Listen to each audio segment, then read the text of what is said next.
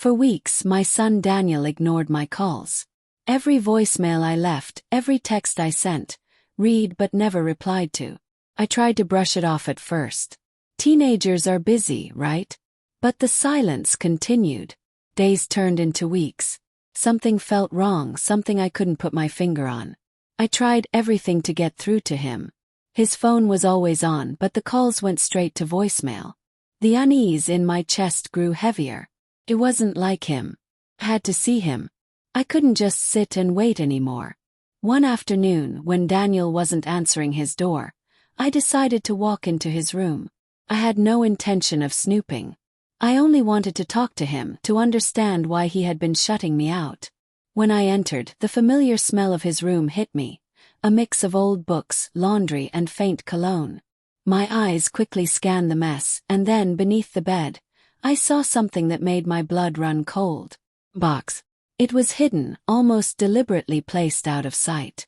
I froze, my heart pounding. What was Daniel hiding? And why? I stood there, frozen, my mind racing. The box was small, old, and locked.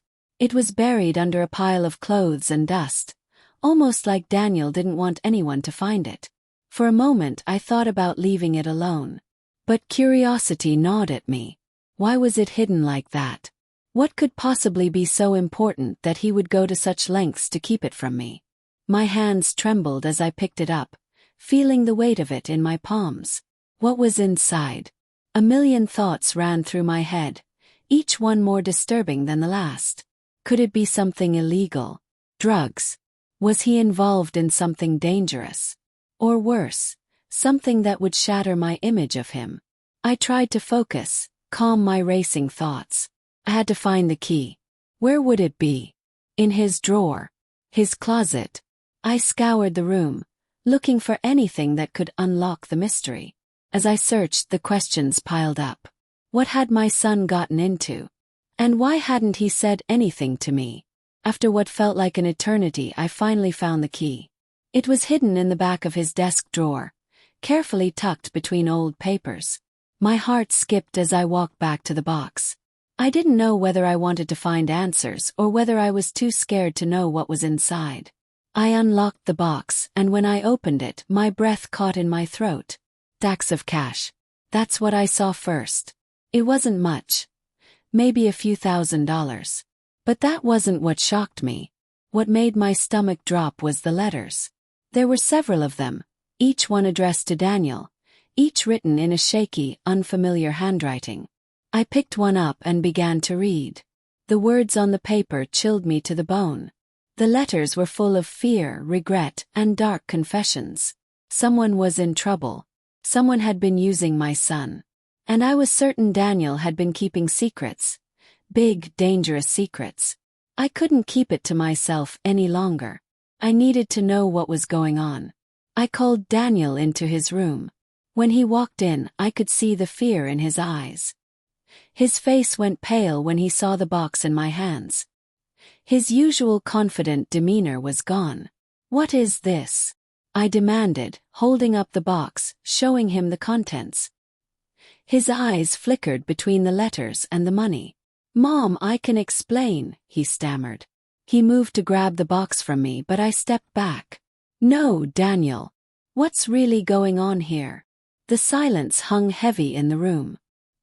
He was avoiding my gaze, his hands fidgeting nervously.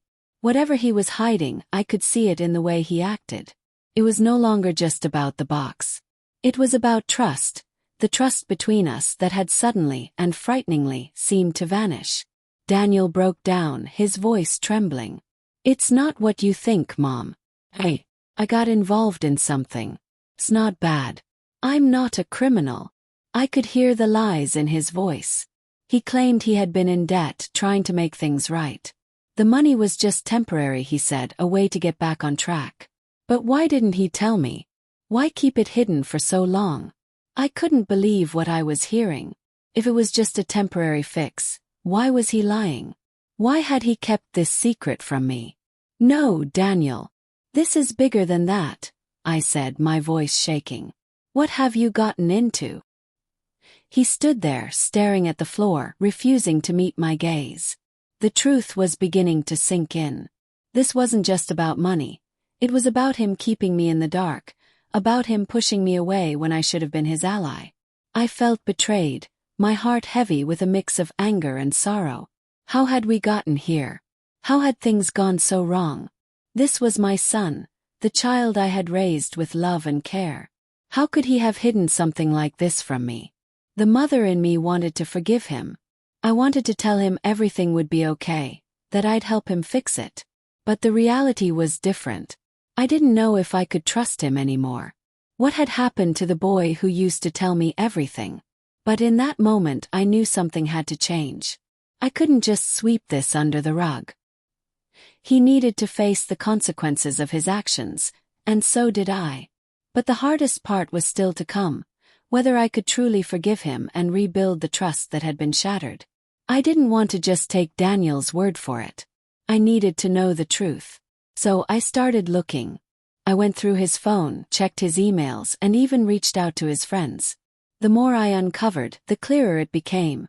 Daniel had gotten involved in a shady investment scheme. At first, it seemed harmless, some kind of get-rich-quick plan that promised big returns. But as I dug deeper, I realized just how deep Daniel had fallen. These were dangerous people, and they had pulled him into something that could ruin his life. I felt like I was losing control. How could my son, my smart, thoughtful son, have gotten so caught up in something so reckless? I couldn't keep it to myself any longer. I called my husband to tell him everything I had discovered. His reaction, however, wasn't what I expected. He didn't seem concerned, not the way I was. "He's old enough to handle his own mess," he said coldly. "Don't get too involved." I felt a wave of frustration. Was this the man I married? How had we become so disconnected from our own child? There was no warmth in his voice, no sign of the father who used to be protective and involved. It was as if he had already given up on Daniel. I hung up, feeling completely alone. How had we gotten to this point? Sure. Here's the continuation of the story, following the structure and keeping it suspense-filled. After several sleepless nights, I finally confronted Daniel with everything I had found. I could see how much he was struggling, how deeply ashamed he was. He took a deep breath and finally began to speak the truth. I didn't want you to know, Mom. I didn't want you to see me like this. But the truth is, I've been borrowing money from some people.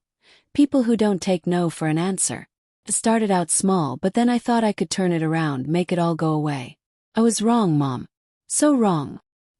His voice trembled, and for the first time in weeks, I saw my son not as the rebellious teenager, but as the scared young man he truly was.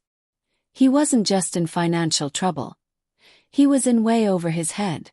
And I realized then that my son was no longer the boy who trusted me to solve his problems. He was trying in his own way to figure it out on his own. "I'm sorry, Mom," he whispered, looking at the ground. "I never meant for things to go this far." My heart broke. He wasn't lying to hurt me. He was lying to protect me. But how could I protect him now? "I know I've messed up, Mom," Daniel said, desperation creeping into his voice. "I can't fix this on my own. I need your help. If you just loan me some money, I swear I'll pay you back. I'll do anything." I looked at my son, my heart torn between the motherly instinct to help him and the reality that this was no longer just about money. It wasn't about saving him from his problems. It was about teaching him how to face them on his own. "I can't just give you money, Daniel," I said, my voice firm. "This isn't something you can just buy your way out of. You have to face what you've done. You have to learn from this." He didn't understand. "You don't get it, Mom. Can't lose everything. I just can't." But it wasn't just about the money. It was about his choices, his decisions that had led him to this point. And I realized that, for the first time, I had to let him face the consequences of those choices, even if it meant losing him for a while. After a long, sleepless night, I made a decision. I wasn't going to bail Daniel out, but I would help him take the first step. I found a financial advisor, someone who could help him create a plan to pay off his debts slowly.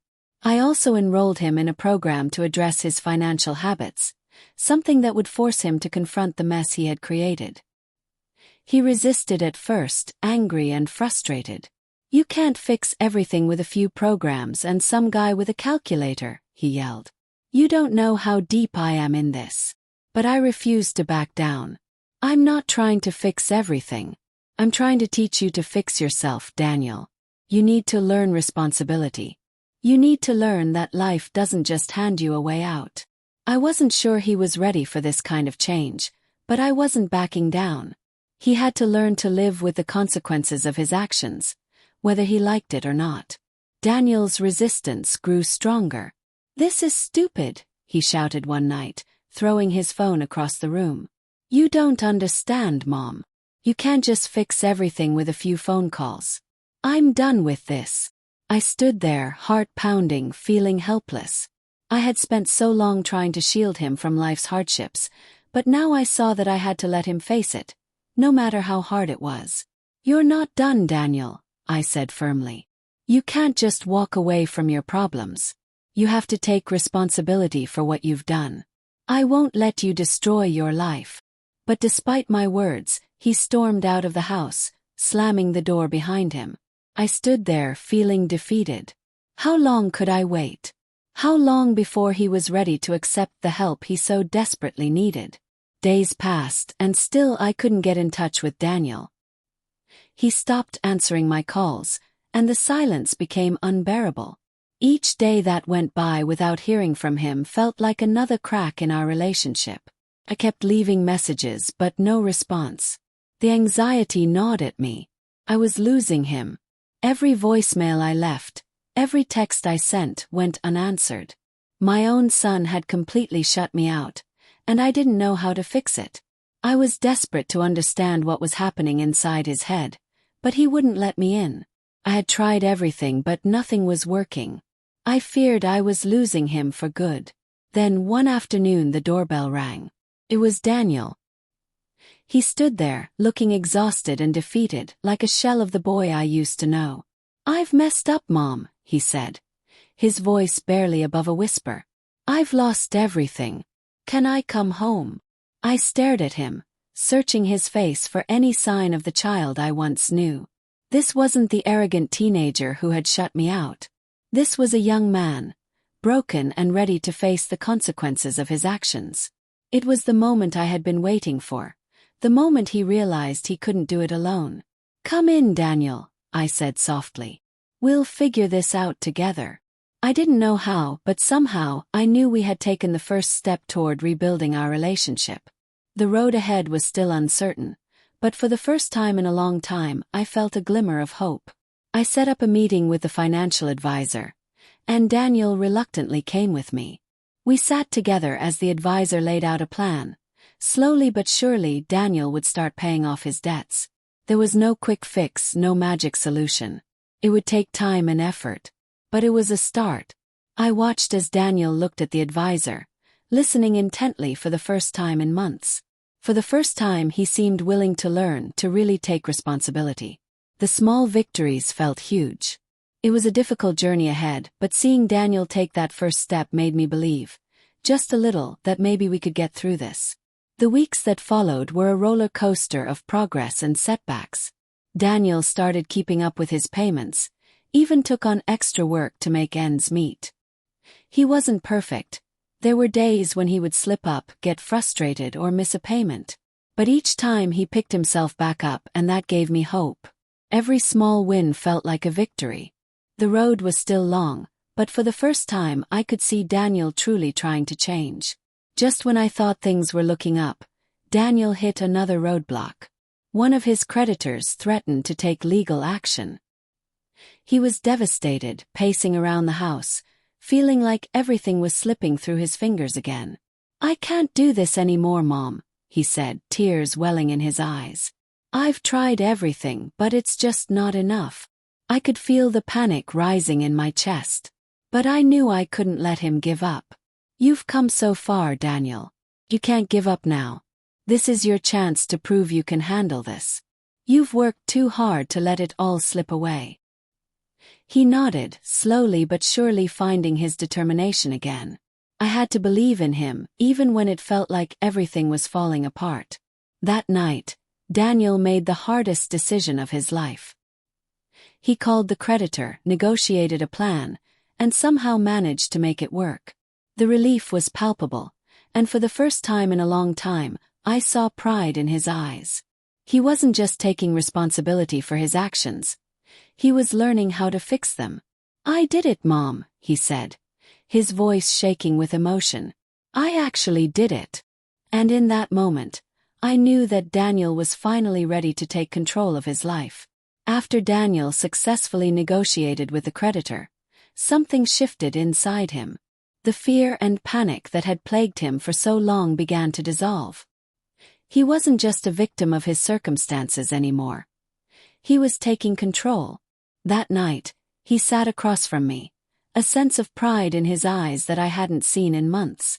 "I never thought I could do it," Daniel admitted, his voice quiet but full of determination. "But I did it. I'm not going to let myself fall back into old habits." I could see the real change in him. He wasn't just following a plan. He was living it. The road ahead was still difficult, but for the first time I believed he was ready to walk it. As I watched him take responsibility for his future, I felt something else: relief. It wasn't just that he was making progress, it was that I was finally seeing the son I had hoped for all along. The journey wasn't over, but this felt like the turning point. Daniel had made the choice to change. After weeks of Daniel making steady progress, I felt it was time to reach out to the rest of our family. I told them about what had been going on, how Daniel was slowly turning his life around. Their reactions were mixed at first. Some were skeptical, others unsure whether they could believe in his efforts. But when they saw the hard work he was putting in, when they saw how determined he was, their attitude began to shift. They started offering support, small gestures at first, encouraging words, helping with advice. It wasn't perfect, but it felt like we were finally coming together. We weren't out of the woods yet, but for the first time in a long time I could see hope. Daniel wasn't just surviving anymore. He was growing, and so was our family. Just when I thought we had turned a corner, Daniel faced another setback. It wasn't anything huge, but it was enough to knock him off course. He skipped a few payments and slipped back into some of the old habits I thought he had overcome. He seemed to distance himself again, retreating into the same behaviors that had caused so much trouble in the first place. I tried not to panic. I knew setbacks were part of the process, but this one felt different. It felt like all the progress he had made might unravel in an instant. I could feel the frustration building inside me, but I refused to give up on him. "You can't quit now, Daniel," I said, trying to stay calm. "You've worked too hard to let everything fall apart. You have to keep going." He looked at me, guilt in his eyes. "I messed up, Mom. I don't know if I can do this anymore." I didn't know what to say. I wanted to believe in him, but it was hard. Felt like we were back to square one. Daniel's relapse came to a head when he lost his job. It was a wake-up call that I couldn't ignore. I sat down with him, my heart heavy with the weight of the truth. The financial planning, the hard work, the steps he had taken. None of it mattered if he couldn't stick to the plan. "I love you, Daniel," I said, my voice firm but filled with emotion. "But you have to want this for yourself. You can't fix everything. You need to take responsibility, or you'll lose everything." For the first time, Daniel seemed to understand the gravity of the situation. The reality hit him hard. He had to make a choice: change or lose everything. His eyes filled with tears as he realized the truth in my words. "I don't want to lose everything, Mom," he whispered. "I just don't know if I can keep going." This was the moment. The moment he needed to take full responsibility, and I had to let him. There was nothing more I could do. It took time, but Daniel finally found the motivation to get back on track. He found a new job, something that wasn't perfect but was a start.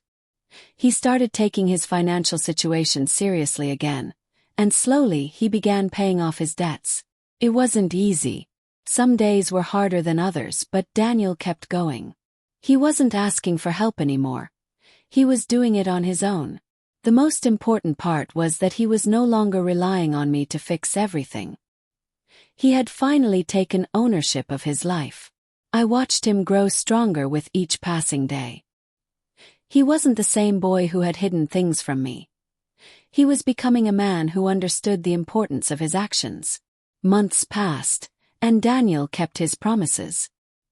His debts were finally paid off, and he had repaired his relationships with the family. More importantly, he had started helping others who had been in the same position he had been in just a few months ago. I could hardly believe the transformation. Daniel was no longer the reckless teenager who had made bad decisions. He was someone who had learned from his mistakes, someone who was giving back. I had watched him go through hell and back, but now I saw a son I could be proud of. The journey had been long and painful, but it had been worth it. My son was back, stronger and wiser than before. As I stood in front of him, watching Daniel take charge of his life, I realized the true victory wasn't just about paying off debts or making money. It was in the person he had become. We weren't just family anymore. We were partners in life, sharing the ups and downs together. The bond between us had been tested, but it had only made us stronger. I had learned that life isn't always about making the right decisions from the start. Sometimes it's about the journey, about learning from mistakes and having the courage to start over. Together, Daniel and I had faced the darkness, and we had come out the other side stronger. It wasn't just the end of his struggles. It was the beginning of something new. A new chapter, one where we were no longer just mother and son. We were two people working together to build a future that was now filled with hope.